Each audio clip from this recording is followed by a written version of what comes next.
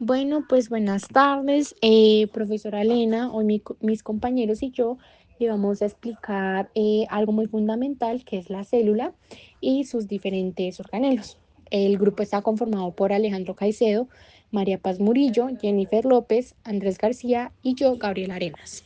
En el video vamos a encontrar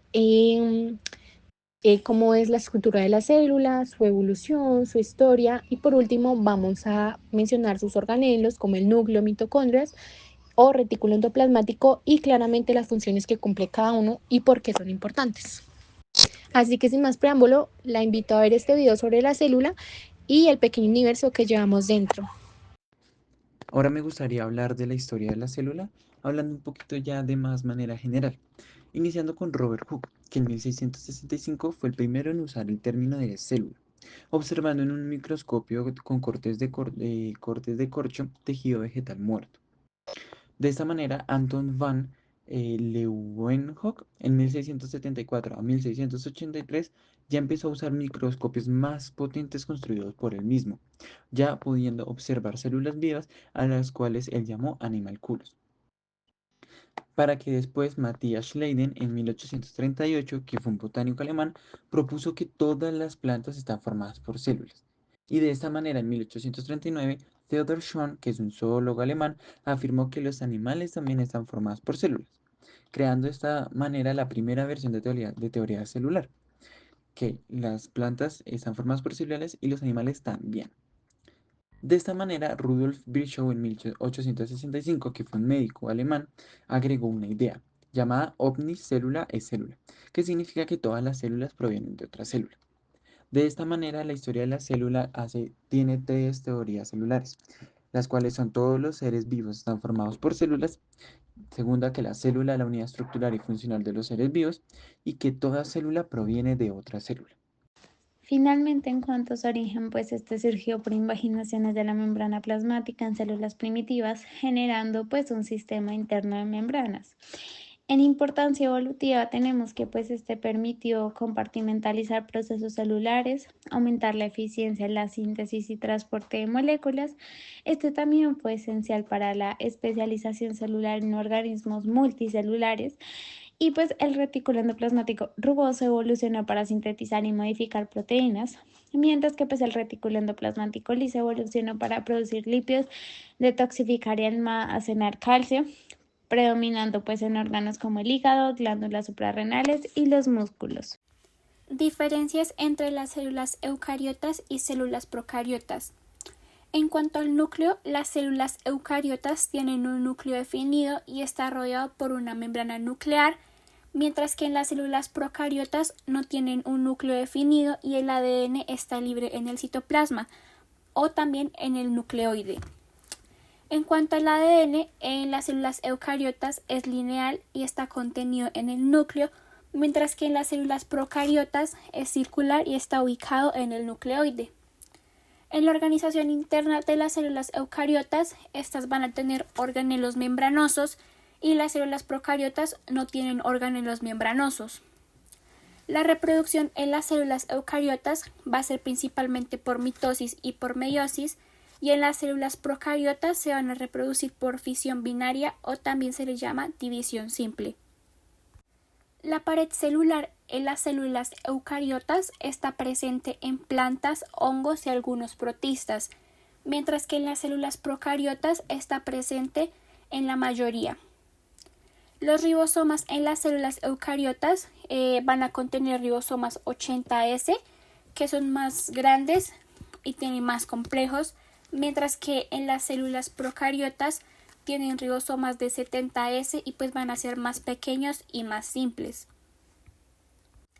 En cuanto a la división del trabajo, en las células eucariotas van a ser de gran compartimentalización y pues van a tener especialización de funciones, y en las células procariotas hay una menor compartimentalización y las funciones son realizadas en el citoplasma. Ahora vamos a hablar de la mitocondria. En cuanto a su estructura, tiene una membrana externa lisa, que ésta se caracteriza por ser permeable a moléculas pequeñas gracias a proteínas llamadas porinas. También tiene un espacio intermembranoso, que es el espacio entre las dos membranas, donde se acumulan los protones de hidrógeno durante la fosforilación oxidativa. También contiene una membrana interna, que ésta se caracteriza por ser altamente selectiva y con pliegues llamados crestas mitocondriales, que van a aumentar el área superficial para las reacciones bioquímicas.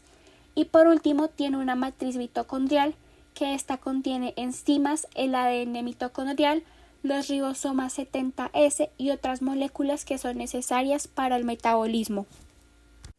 Algunas de las funciones de la mitocondria son producción de energía ATP mediante la respiración celular. También participa en la regulación de la apoptosis, que es la muerte celular programada, liberando proteínas como el citocromo C. También participa en el metabolismo de ácidos grasos, como por ejemplo en la beta-oxidación, en la síntesis de algunos aminoácidos y por último en el depósito de iones de calcio, que estos van a intervenir en la señalización celular. Algunas de las particularidades de la mitocondria es que tienen su propio ADN, que está heredado maternamente, lo que apoya la teoría endosimbiótica, y también se divide por fisión de manera similar a las bacterias. En cuanto a las características histológicas, en el microscopio óptico podemos observar que en tejidos ricos en mitocondrias, como por ejemplo el músculo cardíaco, el citoplasma se ve más eosinófilo por la abundancia de proteínas mitocondriales, mientras que en el microscopio electrónico se observan claramente la doble membrana, las crestas mitocondriales y el ADN mitocondrial. También en las imágenes histológicas podemos identificar la mitocondria de color rojo. Ahora, por otra parte, vamos a hablar del núcleo. En cuanto a su estructura, tiene una membrana nuclear o envoltura nuclear, que es la doble membrana con poros nucleares que regulan el paso del ARN, proteínas y otras moléculas. También contiene el nucleoplasma o carioplasma, que es un fluido interno que va a contener la cromatina y el nucleolo. La cromatina es el ADN que está asociado a las histonas y este se puede dividir en dos tipos: la eucromatina, que es la forma menos condensada y activa en la transcripción, y la heterocromatina, que es la forma más condensada y puede estar inactiva o silenciosa. Por último tenemos el nucleolo, que es la región densa donde se va a sintetizar y se va a unir el ARN ribosomal. Algunas de las funciones del núcleo son almacenar y proteger el material genético, el ADN, coordinar actividades celulares.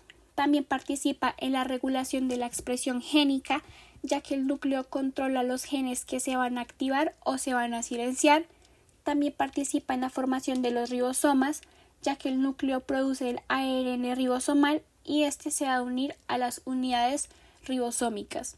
Y por último, en la replicación del ADN antes de iniciar la división celular. Algunas de las particularidades son que el núcleo se conoce como el centro de control de la célula y también que la envoltura nuclear se desorganiza durante la mitosis y se vuelve a organizar al final de la división celular. En cuanto a las características histológicas, en el microscopio óptico el núcleo suele teñirse intensamente con hematoxilina, basofilia debido a su alto contenido de ácidos nucleicos. También la heterocromatina aparece como grumos basófilos que están pegados a la envoltura nuclear o dispersos. La eucromatina se ve como áreas eosinófilas en el núcleo, que son comunes en células muy activas transcripcionalmente, como lo son las neuronas. Y también el nucleolo es redondo y es muy basófilo, se ve como azul oscuro en las imágenes histológicas, y este va a estar visible en células activas en síntesis proteica. Mientras que en un microscopio electrónico se observa la doble membrana nuclear, los poros nucleares, la cromatina con su distribución y por último la estructura fibrilar y granular del nucleolo. Por último, la relación entre los organelos es que la mitocondria va a producir el ATP necesario para los procesos del nucleolo, como la replicación y la transcripción del ADN, mientras que el núcleo va a codificar muchas de las proteínas que necesita la mitocondria, aunque pues la mitocondria puede producir algunas proteínas propias gracias a su ADN. Continuando hablando de los organelos, voy a hablar de las vesículas y de los ribosomas. Voy a iniciar con las vesículas, en una breve definición, las vesículas son una estructura con membrana que se encuentran en las células eucariotas al tener membrana y van a ayudar al transporte, eliminación o movimiento dentro de la célula. Van a haber varios tipos de vesículas, voy a hablar más o menos de unas tres, que las vesículas se van a conformar por una bicapa de fosfolípidos y podrán tener enzimas o proteínas para la señalización o eliminación, eso ya dependerá del tipo de vesícula. Van a existir vesículas de transporte, de secreción, lisosomas o peroxisomas, que estas dos últimas ya van a estar más encargadas respecto a la eliminación de sustancias en la célula. Iniciando con las vesículas de transporte. Las vesículas de transporte están encargadas de transportar sustancias dentro de la célula. Un claro ejemplo puede ser las proteínas del retículo endoplásmico rugoso al aparato de Golgi. Como podemos ver, histológicamente siempre van a estar cerca del aparato de Golgi para poder hacer su transporte de organelo a organelo. Se encuentran en el citoplasma y, y van a tener una capa formada, como bien dije, tiene una capa de fosfolípidos. Entonces ahí se puede ver que son las marcadas en morado y podemos ver que lo amarillo es el aparato de Golgi.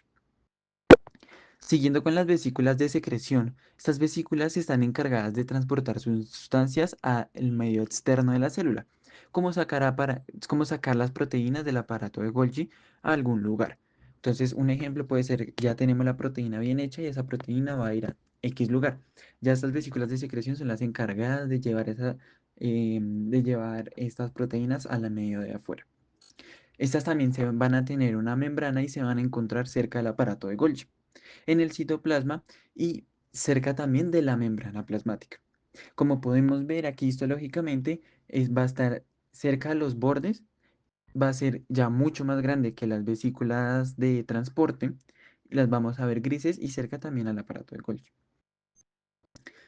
Ahora sí, siguiendo con los lisosomas, y estas van a ser vesículas encargadas de la eliminación de bacterias o residuos. Entonces, todo lo que tenga que ver con sustancias que no necesitamos, estas van a estar encargadas de comérselo, de eliminarlo.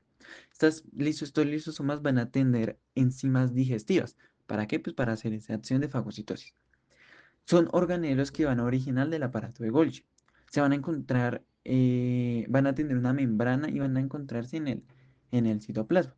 Entonces, como podemos ver históricamente, usualmente suelen ser ya muy grandes y usualmente no van a verse como con esa membrana, simplemente va a ser muy redonda. Siguiendo con los peroxisomas. Entonces los peroxisomas ya van a estar encargados es de degradar sustancias. El lisosoma elimina y este va a estar encargado de degradar sustancias tóxicas o ácidos grasos. También va a tener una membrana y se va a originar desde el retículo endoplásmico liso, por lo que está encargado desde los ácidos grasos. Como lo podemos ver, este no es tan grande, no es tan fácil de ver. Sin embargo, este ya va a tener una membrana un poquito ya más, ¿cómo decirlo? Como más marcada, a diferencia del lisosoma. Entonces se puede encontrar para diferenciarlos podría ser de esa manera. Dejando por un lado las vesículas y siguiendo ahora con el otro organelo que van a ser los ribosomas, una breve definición es que los ribosomas son organelos que están encargados de hacer síntesis de proteínas y que ahí es donde se hace la traducción de ARN mensajero. Este se va a encontrar en el citoplasma y en el retículo endoplasmático rugoso. ¿Por qué se encuentra en el retículo endoplasmático rugoso? Y esto se debe a que este, mm, los ribosomas son básicamente de lo que va a salir los proteínas que van a salir del ribosoma van a estar cerca del retículo endoplasmático rugoso y esto es lo que le va a dar la definición de que ese retículo sea rugoso en los ribosomas. Los ribosomas van a tener dos subunidades en la cual se podrá hacer tu traducción. También van a tener ARN ribosomal y ciertas proteínas que van a ayudar a hacer el proceso de traducción. No van a tener membrana, por ende se va a poder encontrar tanto en células procariotas como en células eucariotas. Y bueno, básicamente un ribosoma se encuentra agrupados, se suelen encontrar agrupados en el citoplasma, cerca del núcleo, cerca del retículo endoplásmico rugoso ya adheridos. Como podemos ver en esta imagen histológica, lo que va a ser de color azul o azul claro va a ser el retículo endoplásmico rugoso. Los ribosomas van a ser esos punticos alrededor, entonces van a estar agrupados y como no van a tener membrana, pues no se les va a notar bien como ese circulito, pero vamos a saber que están cerca del retículo endoplásmico rugoso y van a estar agrupados. Bueno, ahora yo les voy a hablar acerca del retículo endoplasmático. Bueno, debemos recordar que el retículo endoplasmático es un sistema de membranas internas presente únicamente en células eucariotas. Este pues está conectado a la membrana nuclear y se extiende por el citoplasma. Este participa en la síntesis, transporte y almacenamiento de diferentes moléculas. Ahora pues tenemos su clasificación. Este se divide en dos retículos: el retículo endoplasmático rugoso y el retículo endoplasmático liso, y pues cada uno con funciones específicas. Primero que todo les hablaré del retículo endoplasmático liso. Por acá podemos ver una imagen para que nos podamos guiar mejor de cómo se observa. Entonces, pues bueno, el retículo endoplasmático, ¿qué es? Es un sistema de túbulos interconectados sin ribosomas en su superficie, lo que le da una apariencia lisa. Entonces, pues entre sus principales funciones tenemos que, pues como ya todos sabemos, este se encarga de la síntesis de lípidos, por ejemplo, los fosfolípidos o el colesterol. También tenemos la producción de hormonas esteroideas, la detoxificación de fármacos y sustancias tóxicas, principalmente pues esto se da en el hígado, el almacenamiento y regulación de calcio en las células musculares, lo que se conoce como retículo sarcoplásmico. A continuación podemos observar una placa histológica del retículo endoplasmático liso tomada en Histology Guide.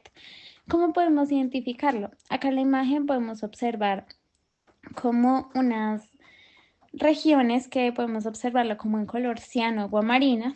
Entonces, pues ahí identificamos el retículo endoplasmático liso. También pues tenemos que se puede observar las mitocondrias, las podemos observar en rojo, y pues ya los gránulos de secreción en una escala de grises.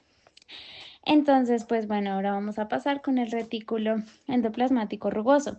Entonces, pues, ¿qué es este retículo? Básicamente es un sistema de membranas aplanadas interconectadas presentes en el citoplasma de las células eucariotas. Como característica principal podemos ver que pues es la presencia de ribosomas en su superficie externa, a diferencia del liso, lo que le da un aspecto rugoso al microscopio. Y pues tenemos como su función principal la síntesis y modificación de proteínas, a diferencia del liso que teníamos pues los lípidos. Entonces pues en este especialmente las que serán secretadas incorporadas a la membrana o enviadas a los lisosomas.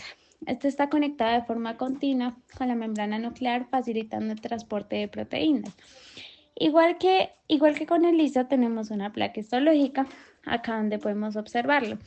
En esta imagen pues podemos observar retículo endoplasmático rugoso. Las áreas de color ciano verde claro corresponden a pues el retículo endoplasmático liso, y pues mientras que las zonas con ribosomas adheridos que se ven como puntos morados, más o menos como podemos observar en la imagen, identifican la presencia del retículo endoplasmático rugoso. Esta estructura participa en la síntesis de proteínas, como ya lo había dicho anteriormente, y se asocia a otras funciones como desintoxicación, formación de membranas y el metabolismo del glucógeno. Se pueden identificar las mitocondrias en rojo y los gránulos de secreción en escala de grises. Y pues el citoplasma, la superficie en verde.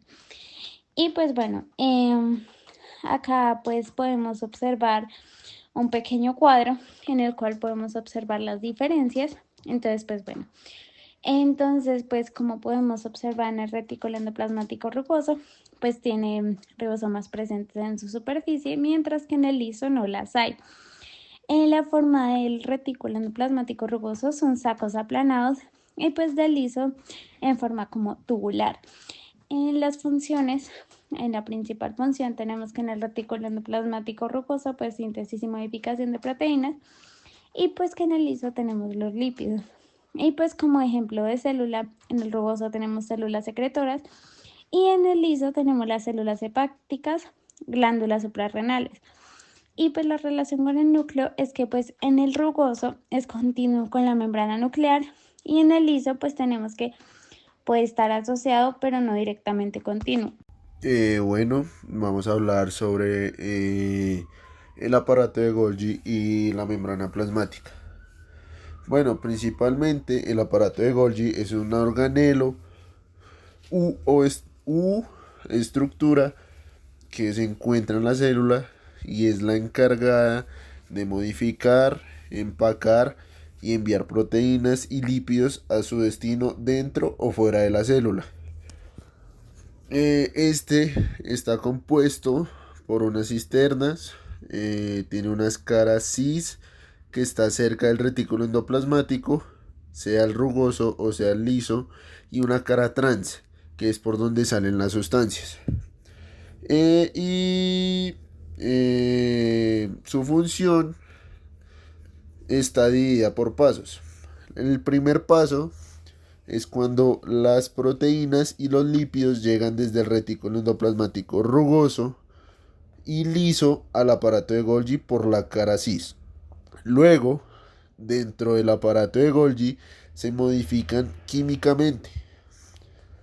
Me refiero a que se pueden añadir azúcares como en un proceso que se llama glucosilación, y se pueden añadir fosfatos o sulfatos. Luego de esta modificación química se empaquetan en vesículas especiales y ya para culminar las vesículas se dirigen a su destino, sea la membrana, sean los lisosomas o sea fuera de la célula. Algo muy importante que toca aclarar es que el aparato de Golgi también se podría considerar como la fábrica de lisosomas y forma parte vital de la vía secretora de la célula. Ahora, histológicamente, este se encuentra de color amarillo cerca a las vesículas de transición. Su forma es un poco, ¿cómo nombrarlo? Como en forma de crestas. Lo que más cabe aclarar es que es de tono amarillo.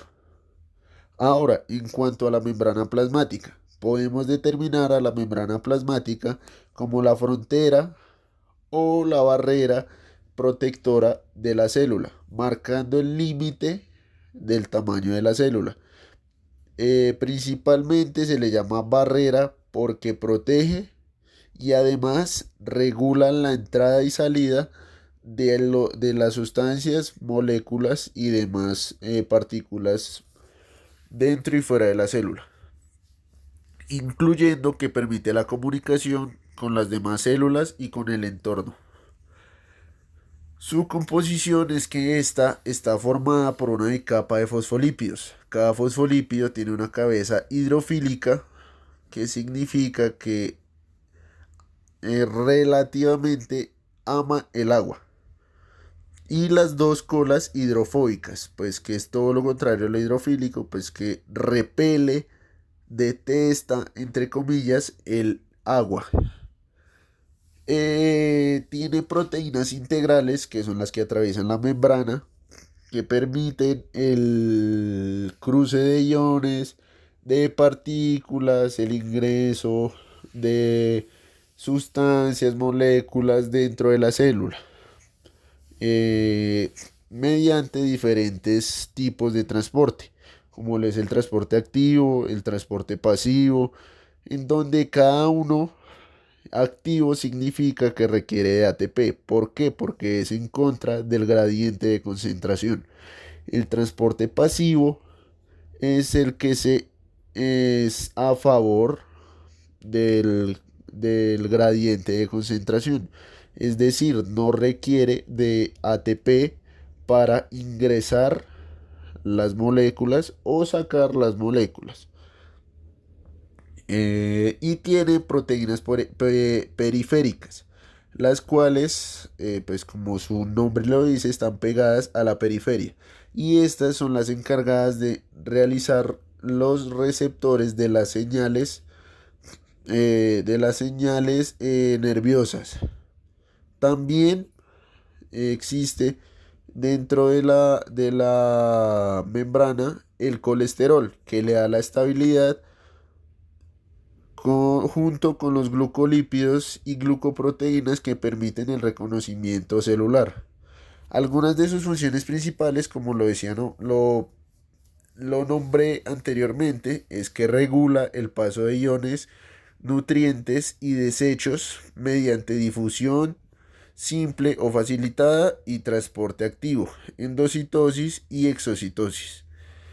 Endocitosis, pues el ingreso de partículas dentro de la célula, y exocitosis, la salida de las partículas al exterior de la célula. La comunicación, pues como lo mencioné anteriormente, tiene receptores que reciben señales químicas del exterior, como lo son las hormonas. Su otra función es el reconocimiento celular, que gracias a los carbohidratos unidos a lípidos y proteínas permite que las células se identifiquen entre sí. Se podría determinar que es clave en el sistema inmunológico. Y ahora la adhesión celular, que es que permite que las células se mantengan unidas para formar tejidos mediante diferentes tipos de uniones celulares, como las uniones adherentes, las uniones ocluyentes o los desmosomas. Y como un dato curioso, es que la membrana es semipermeable, lo que significa que no todo puede entrar o salir, sino que tiene un control inteligente sobre el intercambio de las sustancias. Y en cuanto a su imagen histológica, podemos determinar que la membrana plasmática se encuentra en un tono verde oscuro. Dentro de esa imagen se encuentran 4 células, cada una con su delimitación de tono verde oscuro, que vendría siendo su membrana plasmática. Bueno, yo les voy a hablar de el citoplasma y sus subdivisiones, que vienen siendo el citoesqueleto y el citosol. Bueno, primero la definición del citoplasma. Esta se puede dar como que es una región de la célula ubicada entre la membrana plasmática y la envoltura nuclear, y pues se compone por citosol, organelos como mitocondria, reticulado plasmático, aparato de Golgi, en fin, citoesqueleto, que es red de proteínas estructurales, e inclusiones, que son depósitos de nutrientes como glucógeno, lípidos y pigmentos. Bueno, la función principal del citoplasma es que es el medio de transporte intracelular. Este mismo permite la suspensión y protección de los organelos. El citoplasma es el lugar de procesos metabólicos esenciales como la glucólisis, e interviene en la señalización celular y en la respuesta ante estímulos. Como ejemplo, es una célula hepática donde el citoplasma permite el almacenamiento de glucógeno y la realización del metabolismo energético. Ahora les hablaré del citosol. El citosol es la porción líquida del citoplasma, también conocido como matriz citoplasmática. En él están disueltos iones, proteínas, enzimas, azúcares, aminoácidos y más. Una de las características más importantes del citosol es que es una solución coloidal, y esto refiere a que no es ni líquida ni sólida, simplemente está como en un punto intermedio. Este puede cambiar su viscosidad dependiendo de la actividad celular y representa aproximadamente el 60 o 50% del volumen celular. A diferencia del citoplasma, las funciones principales del citosol es el lugar donde ocurren procesos bioquímicos como la glucólisis, y en este pues cabe recalcar que la degradación de glucosa. El citosol facilita el movimiento y difusión de moléculas dentro de la célula. También provee el medio para la actividad enzimática. Este también ayuda a mantener el pH intracelular o la presión osmótica y el equilibrio iónico. Y cabe recalcar que también participa en la transducción de señales celulares. Como un ejemplo clave son las células musculares, donde el citosol cumple un papel muy importante, ya que contiene altas concentraciones de ATP que se utilizan rápidamente durante las contracciones del músculo. Finalmente les voy a hablar del citoesqueleto. El citoesqueleto es una red de fibras proteicas distribuidas por todo el citoplasma y estas les dan como forma, estructura y movilidad a la célula. El citoesqueleto se divide en 3 tipos de fibras. Este tiene microfilamentos que están compuestos por actina y la función principal es el movimiento, la contracción y la fagocitosis. También tiene un tipo de fibra llamado filamentos intermedios que su composición es de queratina, bimentina y desmina, que la función principal es la resistencia mecánica y estructurada. Y por último, pero no menos importante, tenemos microtúbulos, que pues la composición es tubulina y pues la función principal de estos son el transporte intracelular, la división celular, los cilios y los flagelos. Como función principal del citoesqueleto podemos encontrar varias y muy importantes, como por ejemplo el soporte estructural. Este citoesqueleto le da la forma a la célula y organiza los organelos. El movimiento celular. El citoesqueleto lo podemos como asociar como con una carretera para las vesículas o digamos en un caso como la contracción muscular y desplazamiento de glóbulos blancos. Una función también muy importante es la división celular, ya que forma el uso miótico en la mitosis y la meiosis. El transporte intracelular, que era, como les decía, guía a vesículas u orgánulos a lo largo de ruta formada por microtúbulos. Los microtúbulos hacen como, por decirlo así, carreteras para que las vesículas sepan por dónde tienen que, digamos, andar y los orgánulos también. Es como decir que le forman carreteras a las vesículas y a los orgánulos. Y por último, pero no menos importante, la interacción con el exterior. Pues la interacción con el exterior, porque mediante estructuras como pseudópodos y microvellosidades se pueden comunicar la célula con, digamos, otras células del exterior. Un ejemplo muy claro que vimos a medida de este semestre fue, digamos, en la neurona. El citoesqueleto permite el transporte de neurotransmisores desde el cuerpo celular hasta la axón terminal, gracias a todas, digamos, sus características. Podemos concluir de esto que el citoplasma, el citosol y el citoesqueleto se complementan muy bien a los tres y son componentes fundamentales de todas las células eucariotas y procariotas, aunque pues tener en cuenta que en las procariotas de forma más simple, claro. Cada uno cumple un rol distinto pero muy coordinado. En conclusión, el citoplasma es el entorno general de trabajo. El citosol es el medio donde suceden reacciones químicas vitales y el citoesqueleto es el sistema estructural y de transporte en la célula, o por decirlo así, como el hueso de la célula. Cabe recalcar que gracias a que estos tres funcionen de manera eficiente, la célula puede mantener su forma, organizar sus componentes, producir energía, moverse y dividirse eficientemente. Bueno, les voy a hablar un poco de las enfermedades generales de la célula, que son agrupadas por organelo o por estructura celular afectada. Por ejemplo, les voy a hablar de enfermedades del núcleo, que pues recordemos que el núcleo regula el ADN y controla todas las funciones celulares. Digamos, cuando hay mutaciones o errores en este nivel, se generan muchas enfermedades genéticas, como son, digamos, el síndrome de Down, que se genera por una copia extra del cromosoma 21, que es una mutación, el síndrome de Turner, que es una sola copia del cromosoma, la distrofia muscular de Duchenne, que son mutaciones en el gen que codifican la distrofina, y la progeria, que es envejecimiento acelerado por mutaciones en un gen. Como el retículo endoplasmático, tenemos, digamos, en el rugoso, el retículo endoplasmático rugoso, podemos encontrar que producen proteínas y producen, en el retículo endoplasmático liso, producen lípidos. Si falla pues alguna, se acumulan proteínas mal plegadas o lípidos mal plegados, como por ejemplo en la fibrosis quística, que se acumulan proteínas, en las enfermedades neurodegenerativas, qué pena, y deficiencias en algún gen. Digamos, enfermedades del aparato de Golgi, que son enfermedades de glicolización congénita, que son literalmente proteínas con azúcares mal añadidos, que son problemas en múltiples órganos, o algunas inmunodeficiencias por mala prestación de proteínas en la membrana. Encontramos enfermedades de los lisosomas, que está la enfermedad de Tay-Sachs, enfermedad de Gaucher y mucopolisacáridos, que es digamos en la de Tay-Sachs son acumulación de lípidos en neuronas, en la enfermedad de Gaucher son acumulación de grasas y en los mucopolisacáridos son acumulación de azúcares complejos. En las enfermedades mitocondriales tenemos síndrome de Leigh, que es trastorno neurológico progresivo en niños, las MELAS, que es encefalopatía mitocondrial, causa convulsiones y debilidad muscular, y neuropatía óptica de Leber, que es la pérdida de visión por daño en los nervios ópticos.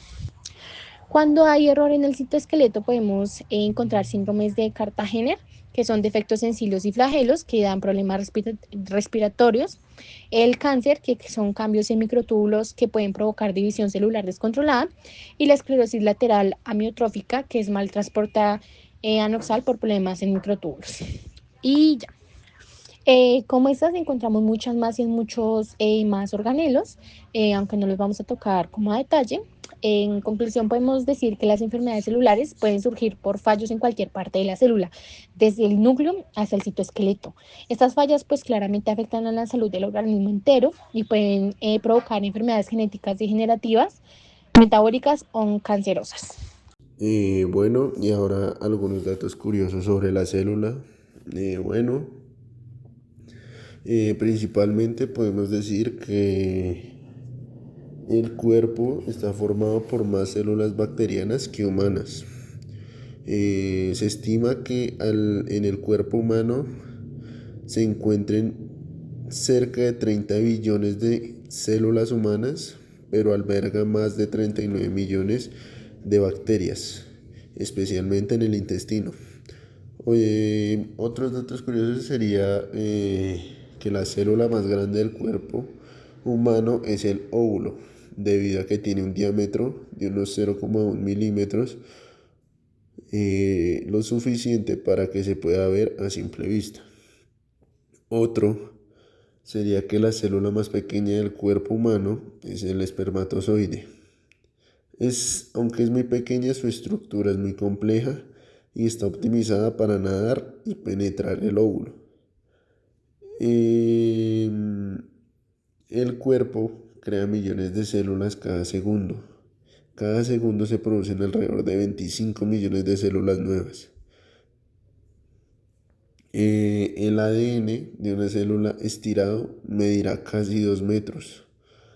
Si juntas el ADN de todas las células y lo estiras, podría darle la vuelta a la Tierra más de 2 millones de veces.